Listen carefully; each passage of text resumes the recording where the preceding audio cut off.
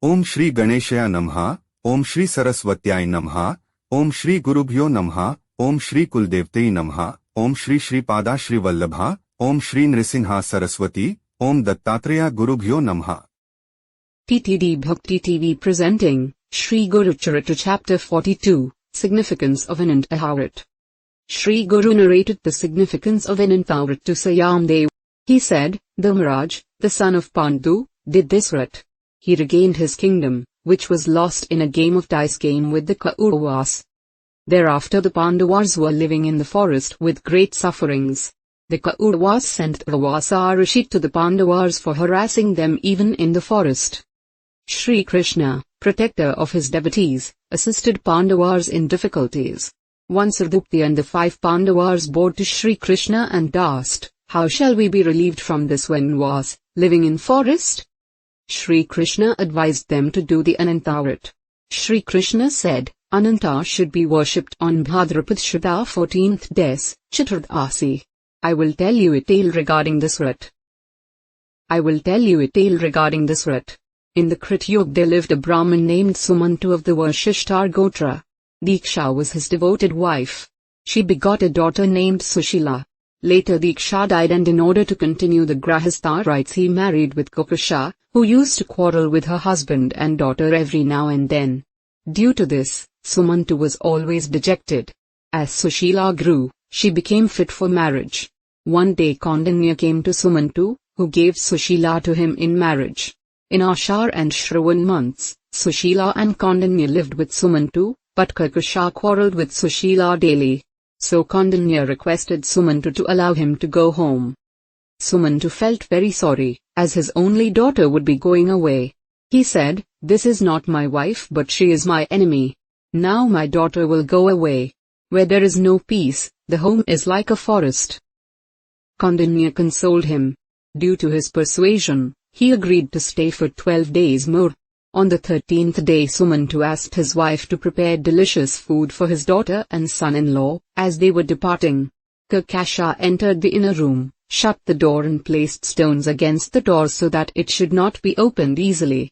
At least Sumantu gave wheat flour to Sushila and bade them goodbye. Next morning they reached a river. Kandanya got down from the chariot and went to the river for bath and rituals. Sushila saw that many females wearing red silk saris had gathered in the sand and they were worshipping some god. Sushila went to them and inquired what they were doing. The females replied, we are worshipping Ananta. By doing this rite, all the desires are fulfilled. Sushila took instructions from them. She gave 14 knots to a red string and prepared Anantahan Shesh, cobra, of the Bha and worshipped Ananta with 16 upchars. She then tied the Ananta on her wrist. Once when they were sitting, Kandanya observed the red string on the wrist of Sushila. He asked angrily, did you tie this red string to keep me under your thumb? She said, this is Ananta, by whose favor we got this kingdom and prosperity. Hearing this, Kandanya took the string by force and threw it into fire. He remarked, it is due to my penance that this kingdom is obtained by us. Sushila was very dejected. She hastened to take out the Ananta from fire and put it in milk. But due to this the Ananta was enraged. The kingdom and all their glory was destroyed in no time and Kandanya became a pauper. Kandanya now repented and resolved that so long as he would not see Ananta, he would neither drink or eat. Having resolved, he started with Sushila and went into a forest. He saw a tree laden with fruits but no bird touched its fruit. Kandanya asked the tree if it had seen Ananta. The tree said, I have not seen Ananta, but if you see, please speak to him about me. Further he saw a cow and a calf. They were trying to eat grass, but they could not do so. Then he saw a big bull. Further he saw 2 lakes. The goose and other birds did not drink the water. Later he came across an elephant and an ass who could not speak. Kandanya had asked all if they had seen Ananta. They all denied, but said if he saw Ananta, he should speak about him to each of them. At last Kandanya was tired of walking and he lay down on the ground. In the meantime an old Brahmin came there and inquired about him. Knowing the cause of his worry he said, I shall show you Ananta. Come with me. Kandanya followed him and saw a fine city. Brahman seated Kaundinya on the throne of precious stones and appeared before him in his real form. Seeing this, Kaundinya was amazed and he bowed to Sri Ananta and began to praise him. Sri Ananta was pleased and gave him 3 boons. By the first he attained Dharma, by the second his poverty was destroyed, and by the third he got abode in Vaikuntha. Kaundinya referred to the tree, the cow with the calf, the bull, the 2 lakes, elephant, ass and the old Brahmin. Sri Ananta said, the tree, laden with fruits, was a Brahmin, who was proud of his learning and did not teach his students, hence he became a tree. The cow had given an infertile land to a Brahmin in charity.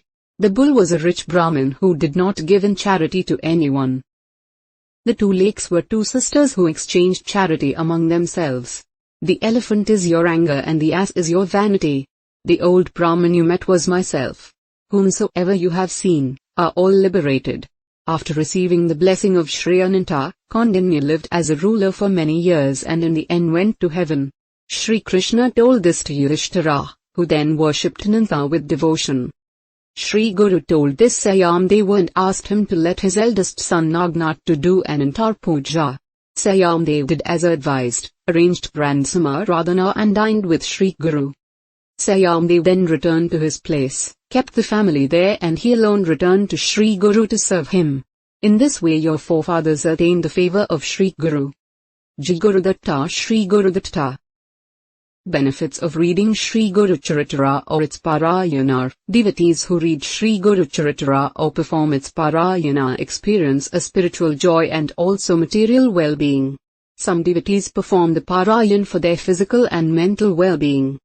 Numerous are the instances in Sri Guru Charithra where we see different people from across the country who came to Sri Guru were cured by him by his mere kind glance.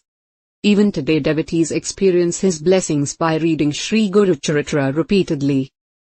There are specific chapters, adhyayas, in Guru Charithra which are believed to cure specific problems in life.